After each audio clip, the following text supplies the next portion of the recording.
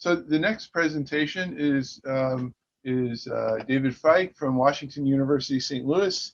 He's a professor of biogeochemistry in the Department of Earth and Planetary Sciences. His research focuses on using geochemical techniques to investigate the links between microbial metabolic activity and environmental geochemistry, and to reconstruct environmental change over Earth history. In particular, the rise of atmospheric oxygen and the relationship to animal evolution and subsequent mass extinction. So, David, if you can share your screen, and I think you'll have to turn your mic on.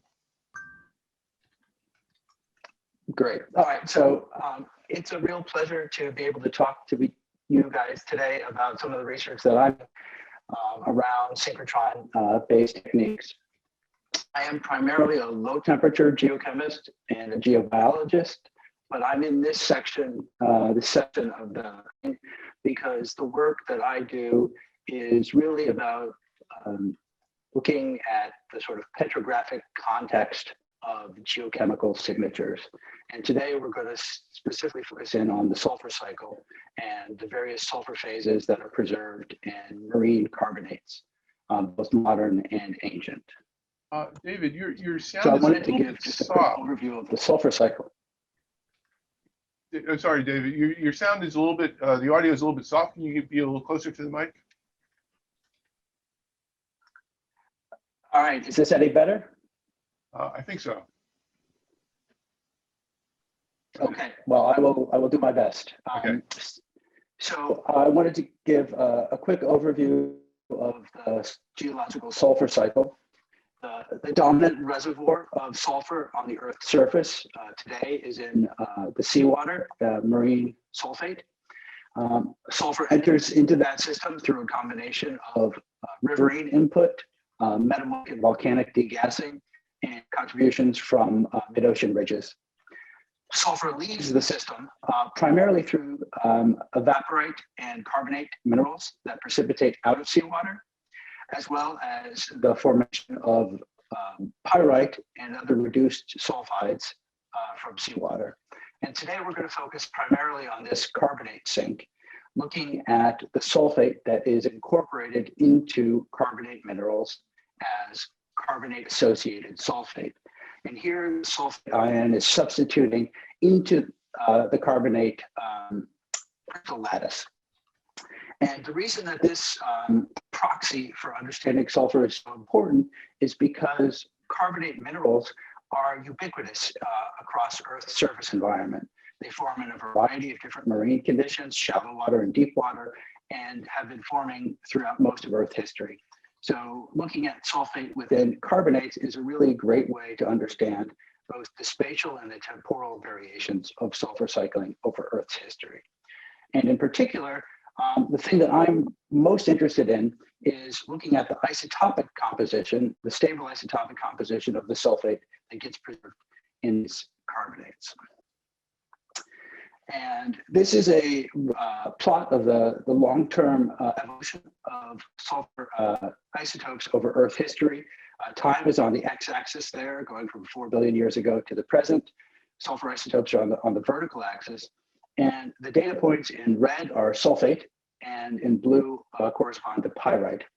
And I want to just draw your attention to the red data here, which is recording the evolution of sulfur isotopic composition through time.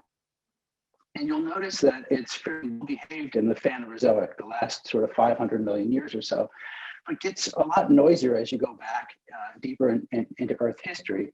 And that's for a variety of reasons, mostly because older rocks have undergone a lot more alteration and diagenesis. But it's also because a lot of records we have for younger rocks come from deep marine sediments that are relatively pristine, whereas our older rocks are shallow sediments that have undergone a lot more alteration. And so one of the reasons that I've been focused on trying to use synchrotron-based techniques is to try to understand petrographically the impact that this kind of diagenesis can have on these signals so that we can better reconstruct what ancient conditions were like. And I just want to point out quickly here, you see this, this isotopic difference between the red and the blue points here. And that's because of microbial activity, specifically microbial sulfate reduction, which is the chemical reduction of sulfate to hydrogen sulfide, which then reacts with iron to form pyrite. And as a result, there's an isotopic difference between the starting sulfate composition and then that pyrite isotopic composition. And the magnitude of that offset is diagnostic for a suite of interesting microbial and environmental processes, which is why we want to know what these isotopic values are.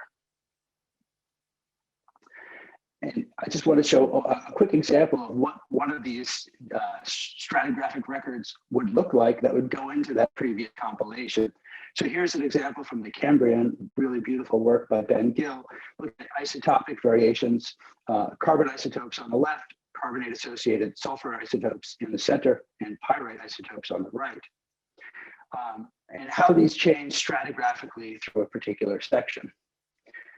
Now, the way that these kinds of isotopic variations are most often understood is as a result of a secular or a temporal change in ocean chemistry that's related to major biogeochemical perturbations.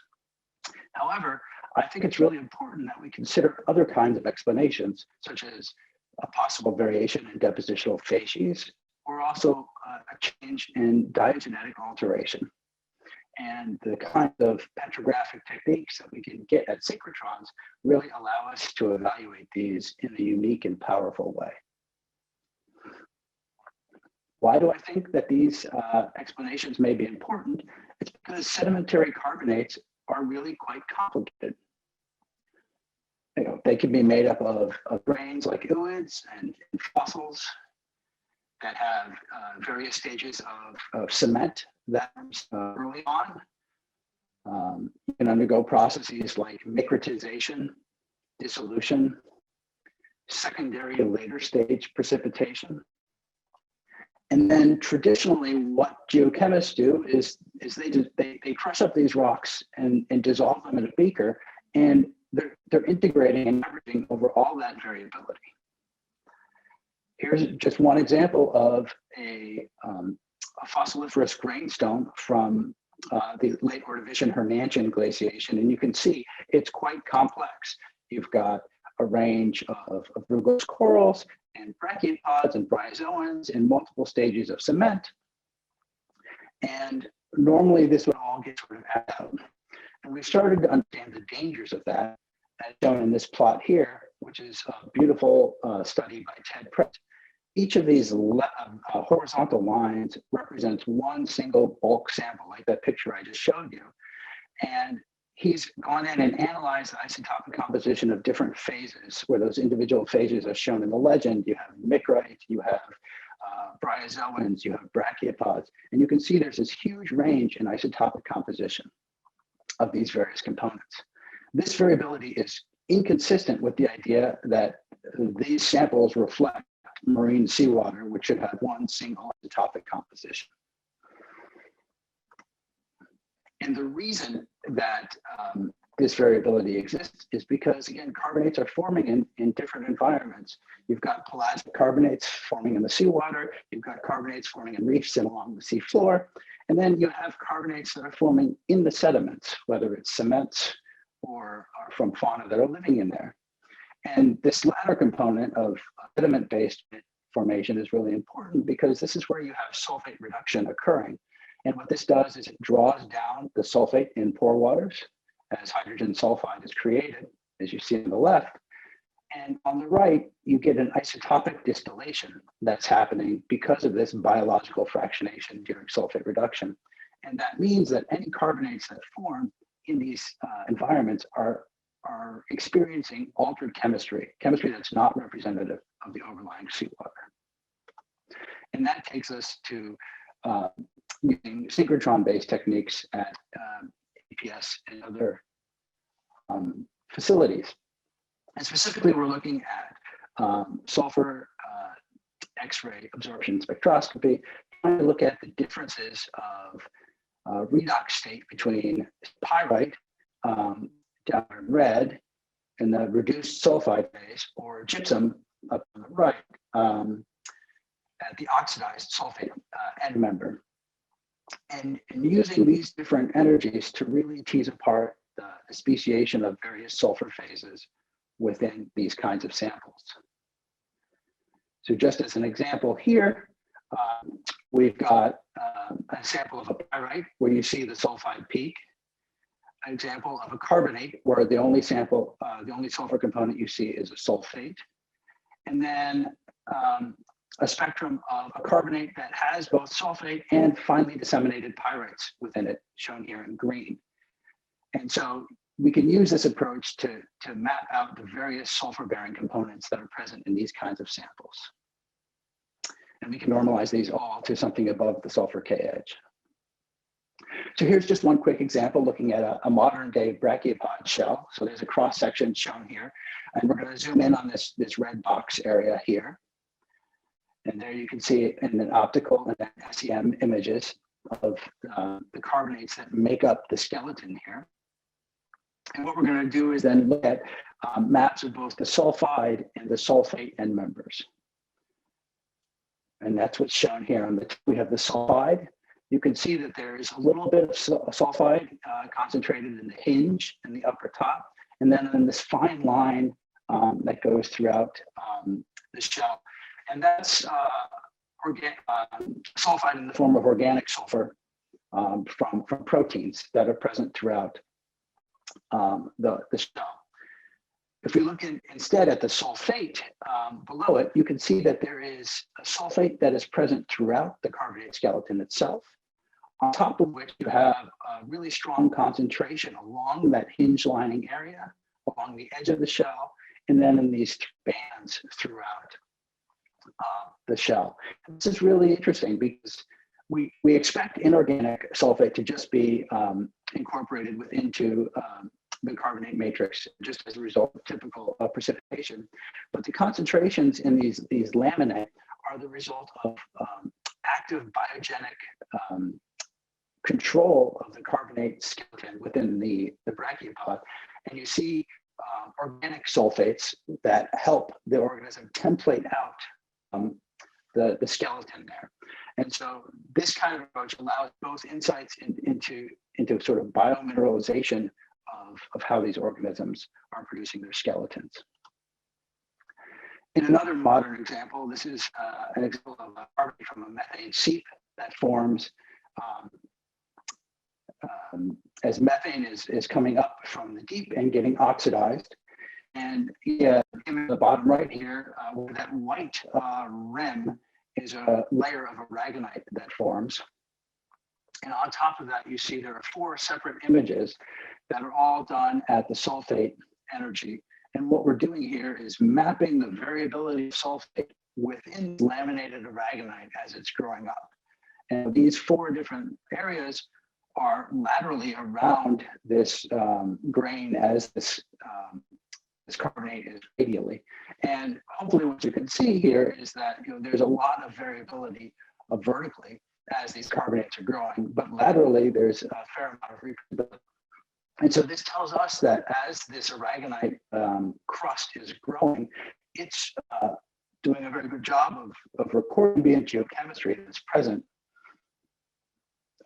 as it's growing, going from zones of high sulfate to low sulfate to high sulfate, low sulfate.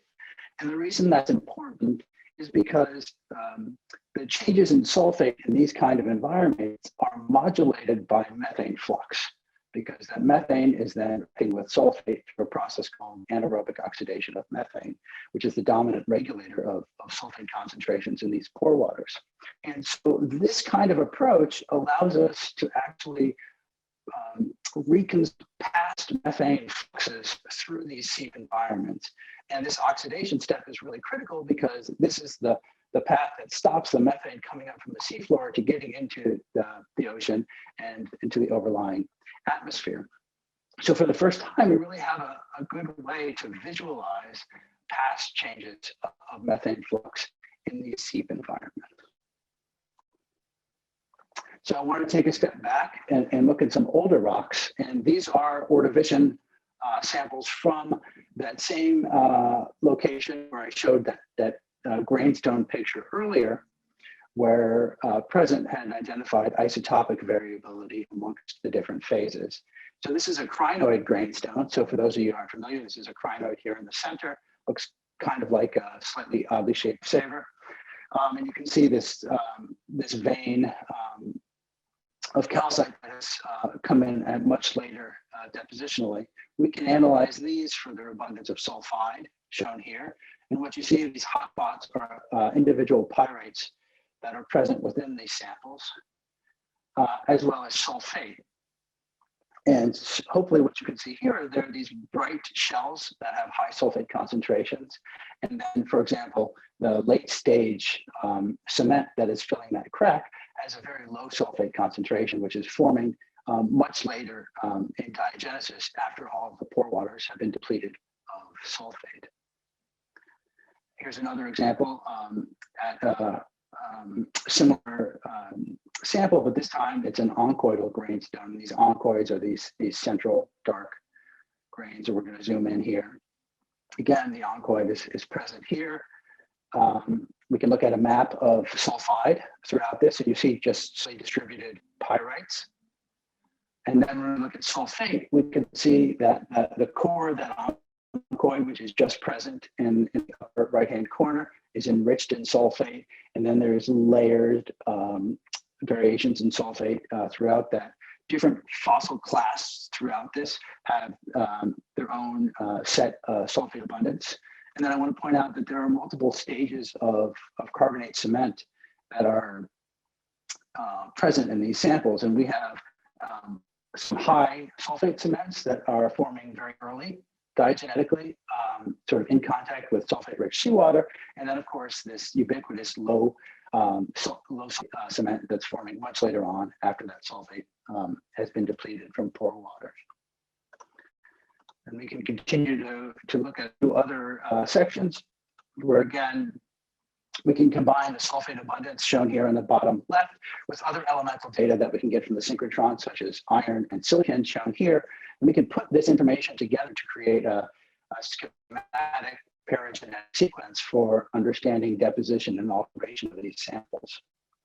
And when we can do this, one of the other things that we can do is really zoom in on the sulfate in detail and look at the energies across that sulfate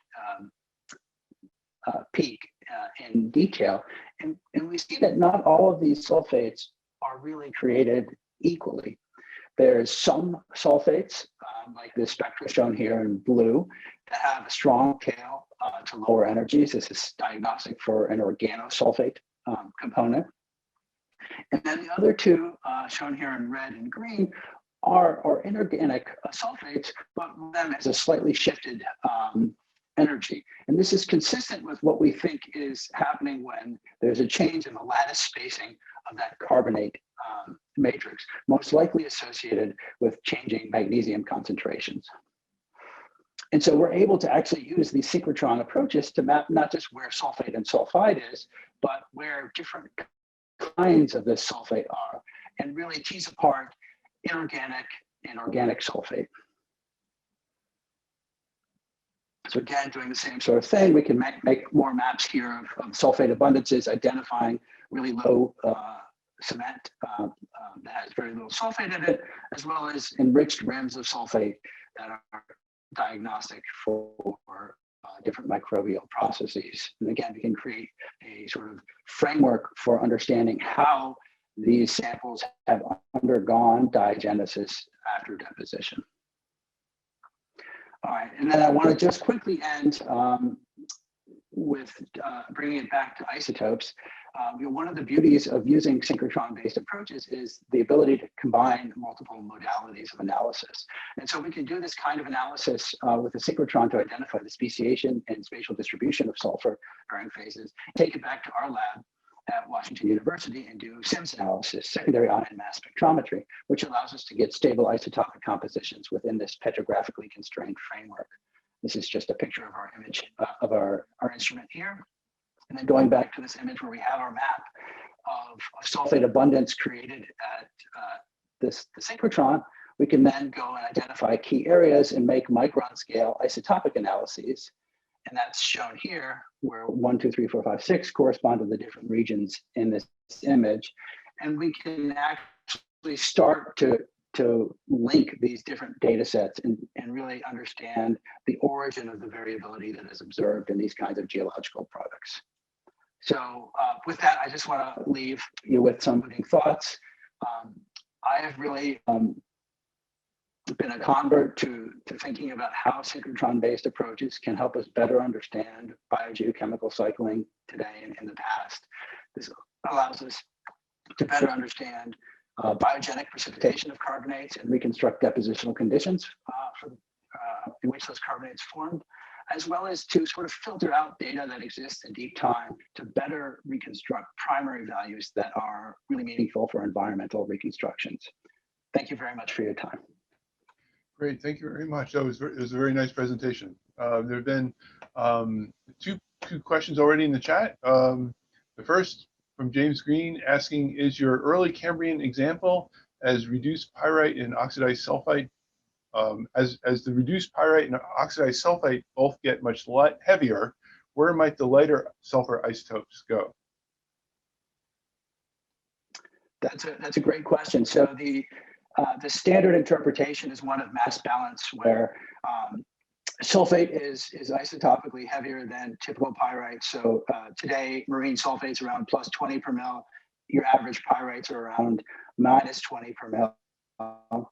And so if you change the relative flux, burial flux of those, you can get a shift in the isotopic composition. So the standard interpretation of that is you basically have more pyrite that's being buried relative to sulfate, and that causes both of those reservoirs to shift towards heavier values as the pyrite becomes closer to the overall input. Okay. So that's basically a mass balance way to explain that. Okay, thank you. The second question was from Ji Su asking, was the mapping of methane seep in aragonite versus sulfate based on the structural spectra alone, or was the elemental composition also considered? And is there a chance that analogs of sulfate might be identified as sulfate? There are three questions for all. So there doesn't seem to, yeah. In that case, we have mineralogical evidence, identification of the aragonite. And so we're really just dealing with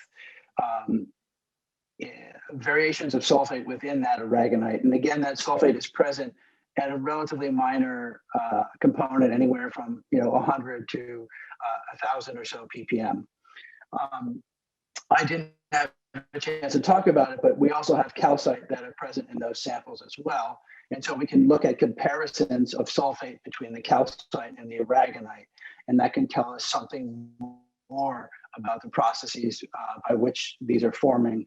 We also get, from the isotopic side of things, carbon isotopes that can tell us the contribution of methane to that local DIC pool, so that, again, we could use this sort of multimodal approach to really reconstruct the suite of processes that are giving rise to these samples.